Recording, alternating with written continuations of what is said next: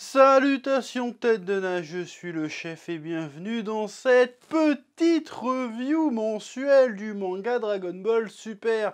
Aujourd'hui, nous allons parler bien évidemment du chapitre qui a fait grand bruit parmi la communauté des fans de Dragon Ball, c'est-à-dire le monde entier, finalement, parce que Dragon Ball, quelque part, c'est le monde, tout à fait. On va en parler aujourd'hui, mais avant, bien évidemment, et tu t'y attends, un petit instant passion qui fait plaisir. Bah oui. C'est l'instant passion. Cette vidéo est sponsorisée par Genshin Impact. Genshin Impact est un jeu massivement multijoueur et multiplateforme gratuit dans lequel vous commencerez une aventure magique dans le continent de Teyvat, où vous pourrez parcourir 7 régions différentes qui vous feront vivre chacune des expériences uniques où sont cachés 7 pouvoirs élémentaires qu'il vous faudra découvrir. Le jeu est dispo gratuitement sur 4 plateformes PC, Android, iOS et PlayStation. Genshin Impact connaît sa plus grosse mise à jour, la version 2.0 avec l'ouverture de la 3ème cité-état de Teyvat, Inazuma, qui arrive après 8 longs mois d'attente. Cette mise à jour ajoute plein de nouveautés, tout d'abord de nouveaux territoires à explorer plus majestueux les uns que les autres, un nouvel événement scénarisé, divinité impitoyable et Euthymie éternelle, qui a l'air champ max rien qu'au titre, et bien sûr des nouvelles armes et de nouveaux personnages jouables stylés. Comme Kamisato Ayaka, la fille aînée du clan Kamisato, aussi gracieuse que le vent et aussi élégante qu'un héron, maîtresse de la glace, elle tronche avec son katana et gèle tout. Et il y a aussi Yomiya, qui est une archère pyro-experte de feux d'artifice qui excelle à les fabriquer, à l'image de ses espoirs et de ses rêves. Le dernier personnage, Sayu, est une ninja 4 étoiles possédant un œil divin Anemo. Sa taille réduite ne l'empêche pas de manier une impressionnante épée plus grande qu'elle. La version 2.0 propose aussi de nouvelles fonctionnalités, comme la très attendue partage de sauvegarde entre PlayStation, PC et mobile. Inazuma, la 3ème cité-état de Genshin Impact, sera lancée officiellement le 21 juillet 2021. Genshin Impact est disponible en téléchargement gratuit pour PS4 et PS5 sur le PlayStation Store, pour Android sur Google Play, pour iOS sur l'App Store et pour PC sur l'Epic Game Store, ou sur le site officiel genshin.miyoyo.com. Lien dans la description. Ouais.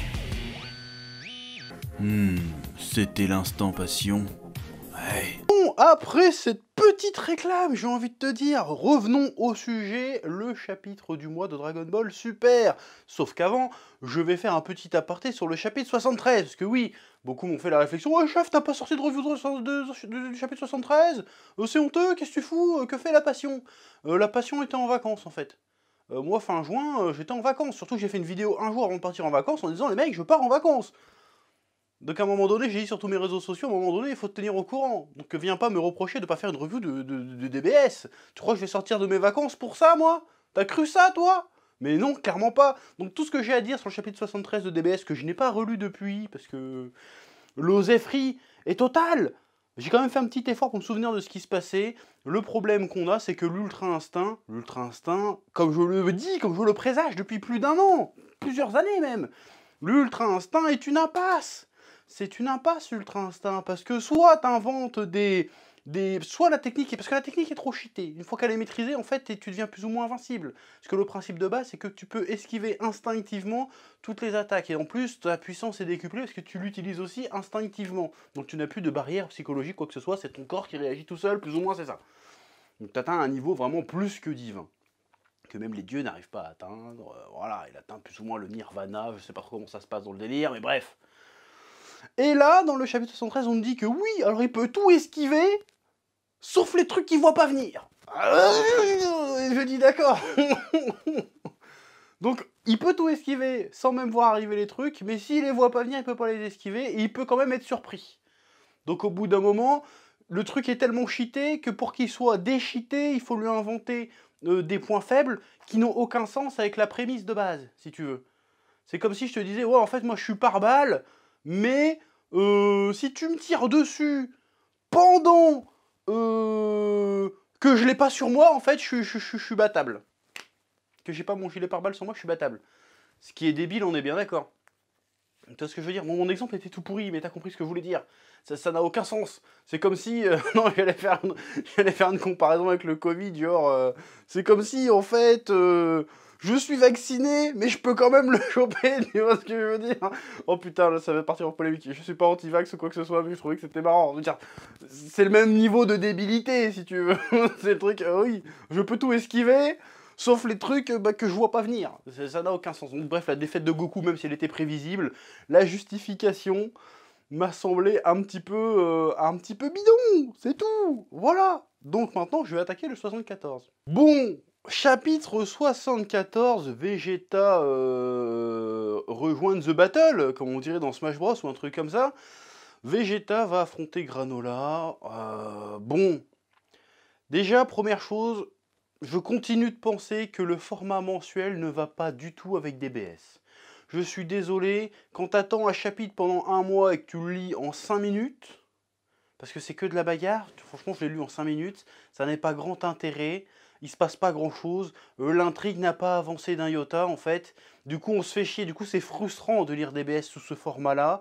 Il faudra que je fasse l'expérience de relire les tomes un à un, peut-être que j'apprécierai mieux, parce que j'aurai pas cette espèce de frustration d'attendre un mois, de lire un truc en 3-4 minutes, et puis de devoir attendre encore un autre mois parce que ça n'a pas avancé. Ça c'est plus possible, ça y en a marre. Pourquoi, j'aimerais bien une explication de pourquoi ça ne passe pas en hebdomadaire. Parce qu'hebdomadaire, ça me dérange pas, tu peux faire 3-4 chapitres où il se passe pas grand chose, je m'en fous, parce que j'aurai la suite la semaine prochaine. Là, d'attendre un mois à chaque fois pour qu'il se passe rien, ou que ça avance que juste de... comme ça, non, je suis pas d'accord. Oui. J'ai un problème pareil avec la puissance de Granola, je suis désolé. Ok, le gars, c'est le plus puissant de l'univers, a priori. Bon, est-ce que ça explique que du jour au lendemain, il maîtrise des techniques qu'il n'avait pas avant? Je veux dire, non. Moi, demain, je deviens l'homme le plus fort du monde. Ça veut pas dire que je vais savoir exécuter certaines techniques de karaté, alors que j'ai jamais fait de karaté. Tu vois ce que je veux dire? Ça n'a aucun sens. Je vais pouvoir soulever une bagnole, machin, mais ça veut pas dire que je vais pouvoir te faire un machin comme ça, et t'enchaîner tous les katas de la Terre. Ça n'a aucun sens. Donc le gars, il devient le plus puissant, et tout d'un coup, le mec, il peut faire des clones. Tout d'un coup, le mec, il peut faire des Hakai. Bon, ça suffit. À un moment donné, en fait, le problème, c'est qu'il y a une espèce d'inconsistance qu'il n'y avait pas avant dans Dragon Ball, qu'on retrouve pas en tout cas dans le manga original, en tout cas. Cette espèce d'inconsistance dans les capacités des personnages. Pareil, j'en parlais tout à l'heure en préambule avec l'Ultra Instinct. Un coup, le gars peut esquiver tout, même s'il voit rien, même s'il ressent pas le ki, c'est son corps qui esquive tout. Mais on peut quand même le surprendre. Je veux dire, non, ta gueule. Et là, tout d'un coup, le gars, juste parce qu'il a une quantité de ki de puissance super élevée, tout d'un coup, il arrive à faire des techniques de bâtard, alors qu'il dit lui-même, bah, il s'est même pas entraîné. Donc c'est très chelou. Alors après, ça va être certainement un des ressorts du combat que Vegeta explique lui-même. Il dit, de toute façon, ça se voit que tu maîtrises pas encore toute ta puissance, parce que tu t'es pas entraîné. Or que moi, je vais te niquer parce que j'ai plus d'expérience, qu'il lui dit. Bon, pourquoi pas? Pourquoi pas? Mais là, ça commence à sortir un peu du cul de Lulu, toutes ces histoires. Et moi, je commence à avoir du mal à accrocher. Parce que déjà, je vais en revenir, mais il n'y a aucun enjeu dans leur duel. En réalité, est-ce qu'ils se battent pourquoi? Parce qu'il y a les hitters qui sont allés les chercher. Oh, il y a un méchant, venez le tuer, on vous donnera des sous. Et ils y vont comme ça, tranquille. Et l'autre, ils ont beau lui dire, non, on bosse pas pour Freezer. Ouais, c'est ça, vous mentez. Je vois pas pourquoi ils mentiraient, les gars. C'est débile.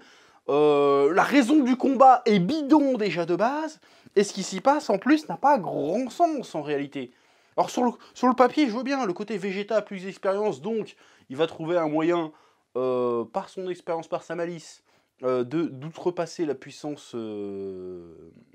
colossale de Granola. Bon d'accord, pourquoi pas. Mais le problème, c'est que tu me sors ça alors qu'il n'y a aucune espèce de consistance, de continuité dans les capacités des différents personnages. Encore une fois, Goku qui a l'Ultra Instinct peut se faire surprendre. Voilà, Granola qui sort des pouvoirs de destruction, on ne sait pas d'où il sort ça. Voilà. Donc tu me dis ça, je te dis bon d'accord, ok, je comprends le concept, mais avec ce que tu montres juste avant, bah ça marche pas, je n'y crois pas à tes trucs, parce qu'il y a aucune consistance, aucune constance, je ne comprends plus rien au pouvoir et aux techniques dans Dragon Ball. Et pourtant Dragon Ball, les techniques de Dragon Ball sont justement, c'est ça la force de Dragon Ball, et pourquoi le concept, selon moi, en partie, pourquoi le concept des combats Dragon Ball a autant cartonné à travers le monde et cartonne toujours aujourd'hui, c'est parce que c'est limite instinctif. Même sans les explications, tu comprends comment ça marche. Dans Dragon Ball, les chapitres explications techniques, ça n'existe pas, il n'y a pas besoin. Parce que visuellement, on comprend ce que c'est. On comprend ce qui se passe. Je veux dire, on n'est pas dans Naruto, on n'est pas dans One Piece, on n'est pas encore moins dans Hunter x Hunter, où il y a des fois, il y a 3 chapitres pour t'expliquer, vas-y, le nen, alors on peut faire ça avec ma technique, non mais ta gueule. Dans Dragon Ball, c'est vas-y, on balance des boules d'énergie, on vole, on se transforme, on devient plus fort. C'est tout, on a compris, si tu veux. Là, on ne comprend plus. Là, on ne comprend plus. Je suis désolé. Là, il nous sort des Ultra Instincts Super Saiyan Blue maintenant. C'est quoi? Il va sortir le Kaioken avec après? On est où là? Non, c'est pas un putain de Pokémon, Goku, au bout d'un moment, faut arrêter. Ouais. Bon, et puis après, tu as le combat Granola Vegeta, qui est pareil, j'ai envie de te sortir l'expression mi-figue, mi-raisin. Ce qui ne veut rien dire. Mais j'ai envie de te dire cette expression. Parce que Vegeta se prend une rouste, bon ça on a l'habitude, mais il est quand même en train de faire genre, ouais mais t'inquiète, je vais gagner quand même, t'inquiète même pas. Puis à un moment il met un gros coup dans le genou de Granola, il lui a pété la guibole, il a fait quoi? Ou il a juste fait, tiens t'as eu mal. Je n'ai pas compris encore une fois. Si encore une fois, Vegeta avait mis un vrai coup en traite qui aurait eu une vraie conséquence, genre vas-y Granola, elle a reçu le pété, bon ça change rien, parce que de toute façon il vole le gars, ça va pas l'empêcher de se déplacer. Là on dit, ah ouais d'accord, il est vicieux, genre il lui pique les yeux, il lui crache dans la bouche, il lui jette du sable, comme il a fait avec Zabon, tu vois.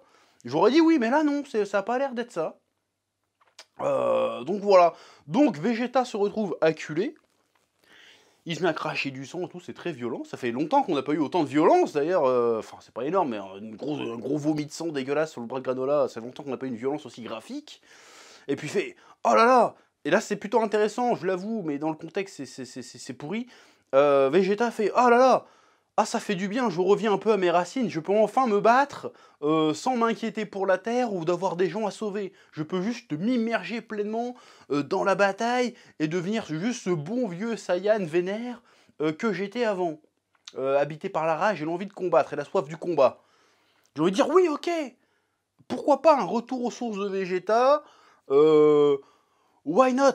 Le problème c'est que dans cette phrase, Vegeta a résumé tout le problème de cet arc jusqu'à maintenant. C'est-à-dire qu'il fait, je n'ai pas de planète à sauver, j'ai pas de gens à protéger. Bah du coup on s'en branle en fait de ce qui se passe. Je veux dire, il dit lui-même, il n'y a aucun enjeu dans ce combat, je vais pouvoir me donner à fond. Ouais mais non. En fait, c'est pas comme ça que ça se passe normalement. Normalement c'est parce que t'as des trucs à protéger que tu te donnes à fond, en fait. Donc t'es en train de nous dire que quand Vegeta a des choses à protéger, il est moins fort en fait. Donc tu nous fais exactement, tu défais, avec ce passage, tu défais tout ce qui a été fait depuis l'apparition de Vegeta dans le manga en fait. C'est ça que t'es en train de faire en fait. Donc au début je me suis dit, tiens, c'est pas une mauvaise idée, mais en réfléchissant, je fais, mais non, mais en fait c'est de la merde en fait. Qu'est-ce que tu fais là? C'est quoi le délire? T'es en train de me dire que Vegeta, il est plus fort s'il se débarrasse du fait d'avoir à protéger les gens qu'il aime ou la planète sur laquelle il vit. C'est très chelou hein, pour du Dragon Ball de nous sortir ça, je trouve. Je trouve, après, pourquoi pas? Est-ce que du coup, on va avoir un retour au Vegeta méchant? Parce que c'est ça que tu laisses présager plus ou moins, même si ça va pas être ça, parce que j'y crois pas. Mais genre, ça y est. Alors, parce que j'aime bien l'idée, en fait, si tu veux. L'idée de, vas-y, Vegeta s'enlève de sa culpabilité, parce qu'il dit à Granola, bon, moi je t'ai pas né qu'on a détruit ton peuple de merde, mais t'inquiète, on va te finir, rien à foutre, tu vois. Genre, vas-y, j'ai aucune culpabilité, je m'en bats les couilles. Pourquoi pas? Mais tu peux pas faire ça au détriment de ce qui a été construit. Parce que ce qui retenait Vegeta, c'est ce qu'il avait dit avec Beerus il y a quelques chapitres, c'est sa culpabilité. C'est pas le fait d'avoir à protéger les gens. Au contraire, c'est ce qui l'a rendu plus fort au fil des ans, d'avoir une famille à protéger, d'avoir des amis, d'avoir un foyer. Là, t'es en train de me dire que la culpabilité, notamment par rapport au Namek ou tous les gens qui l'ont massacré, et le fait de devoir protéger son monde et sa famille, en fait, c'est plus ou moins dans le même truc, ça l'empêche d'être qui il est vraiment. Alors, pour le côté surhomme nietzschéen, tout ça, je dis pourquoi pas? Mais ça marche pas, là, dans le truc. D'où tu nous sors ça, en fait? C'est très bizarre. C'est très bizarre de nous sortir ça à ce moment-là. Bon, après, encore une fois, je répète ce que j'ai dit. Le concept d'avoir un Vegeta qui va utiliser plus le côté pouvoir de la destruction, dieu de la destruction, alors pendant que Goku va devenir plus ou moins un ange, je dis pourquoi pas, ça colle plus avec son caractère, le côté, vas-y, il a plein de fêlures, il a plein de sentiments en lui, alors que Goku, c'est un teubé, il est pur, tu vois, donc il a pas de... Goku n'est pas habité par des émotions fortes, Goku, ça fait 0-1, 0-1 son cerveau, si tu veux. Bon, ça me désole, mais c'est comme ça. Alors que Vegeta, il a des trucs en lui qu'il doit exprimer. Donc l'exprimer, que d'exprimer ses sentiments, le fasse devenir plus fort et lui permettre d'utiliser les pouvoirs des dieux de la destruction, je dis pourquoi pas. Mais ça veut pas dire que tu dois jeter tout le reste après. Tu peux pas juste annuler tout ce qui a été fait depuis 30 piges sur le personnage de Vegeta, juste pour le rendre plus fort. Ça ne marche pas, c'est contradictoire. Je sais pas si tu vois ce que je veux dire, parce qu'il fait chaud sa mère et que je galère. Mais voilà, non, ça ne peut pas marcher. Pas comme ça en tout cas, va falloir un peu plus expliciter ça, plus dans les prochains chapitres, parce que là c'est pas possible. Là je valide pas du tout. Mais encore une fois, je fais la distinction entre le fait qu'il utilise le pouvoir des dieux de la destruction et le fait qu'ils disent que vas-y, protéger les gens, ça me gave en fait. Tu vois, non, là, tu peux pas dire ça, tu peux pas faire ça. Si tu veux. Mais après, le fait qu'il ait une nouvelle transformation en soi ne me dérange pas, c'était attendu. Je t'ai pas sorti le costard de l'oracle, mais j'aurais pu le faire parce que moi, dès chapitre 2 de Granola, j'ai dit bon, on va avoir Vegeta et Kaishin. Et là, ils vont faire oh, c'était facile. Non, non, non, non, tous les autres gens, ils l'ont dit bien plus tard. Et vous le savez, à chaque fois, c'est comme ça. À chaque fois, c'est comme ça, mais c'est pas grave. Je laisse les médisants médire. La postérité se souviendra. L'histoire se souviendra de la vérité. Enfin bref.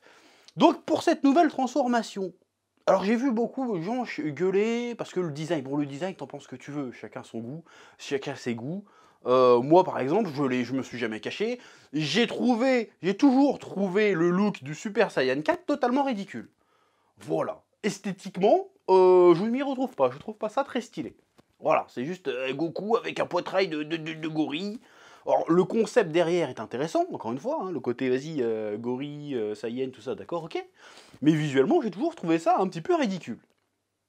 Avec la moumoute et tout, bref, je trouvais ça toujours un petit peu ridicule. Mais le concept derrière fonctionne. Ici, j'aime bien le design, parce que j'aime bien le concept qu'il y a derrière aussi. Le concept de, vas-y, Vegeta va avoir les pouvoirs du dieu de la destruction, du coup, vas-y, viens, on le déshumanise un petit peu. C'est-à-dire, vas-y, on lui enlève les sourcils, ils sont tombés, et puis on le met un peu plus trapu, un peu plus musculeux, et on lui balance une espèce d'aura chelou. Donc du coup, on a un Vegeta qui fait un petit peu peur. Un Vegeta qui ressemble un petit peu à Beerus, d'ailleurs, dans les caractéristiques, si tu veux. Avec la petite boucle d'oreille, avec le pas de sourcil, avec les joues un peu creusées, et puis les gros muscles, tu vois. Pourquoi pas? Je dis why not? Je dis ça peut être intéressant, ça part enfin sur une nouvelle piste. C'est pas juste vas-y on change de couleur de cheveux puis nique ta mère. Même si moi j'aimais bien la simplicité du concept, de juste changer la couleur de cheveux. Mais au bout d'un moment t'as fait bleu, t'as fait blanc, t'as fait rose, t'as fait vert, faut trouver autre chose. Bon là apparemment ça va être du violet, mais il faut pas juste se contenter de changer la couleur de cheveux, au bout d'un moment ça commence à casser les couilles. Après le design encore une fois, t'aimes ou t'aimes pas, mais tout le monde gueule. Mais quand on va le voir éclater des trucs, ou quand il va apparaître dans un jeu vidéo, tout le monde va bonder dessus. Hein, tout le monde gueulait sur le Super Saiyan Blue. Maintenant, dès que t'as un truc Super Saiyan Blue dans un produit dérivé Dragon Ball, tout le monde est là, oh, putain, il a un Super Saiyan Blue, ça va chier. On se souvient encore, DBS Broly, quand tout le monde se masturbait sur la scène où Goku se transforme en Super Saiyan Blue. Alors que 3-4 ans avant, tout le monde crachait sur cette transformation. Et là, tout d'un coup, maintenant, ouais, meilleure transformation. Hein, on s'en souvient aussi. Bref. Et beaucoup aussi ont balancé cet argument, qui n'est pas totalement faux, mais qui n'est pas totalement vrai non plus. Ils disaient, ouais, il y a trop de transformations dans DBS.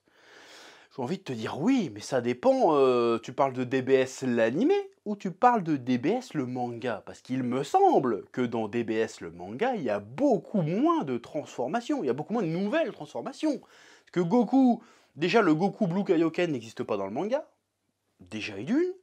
Le Vegeta Blue Evolution n'existe pas non plus dans le manga.